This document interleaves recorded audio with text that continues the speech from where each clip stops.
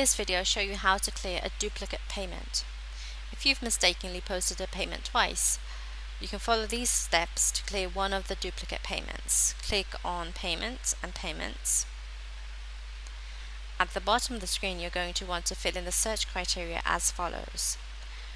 So the client and matter, specify who the duplicate payment was made under. For the status, select all. For the view field, click Other.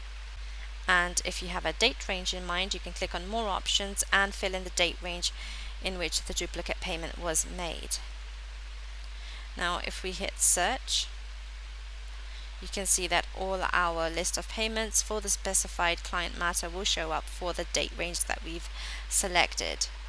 Over here I can see that this is the duplicate payment. It's made on the same date, the same payment method, and the same amount. So I'm going to go ahead and void one of these payments. I'm going to click on the arrow, click Void, and click OK.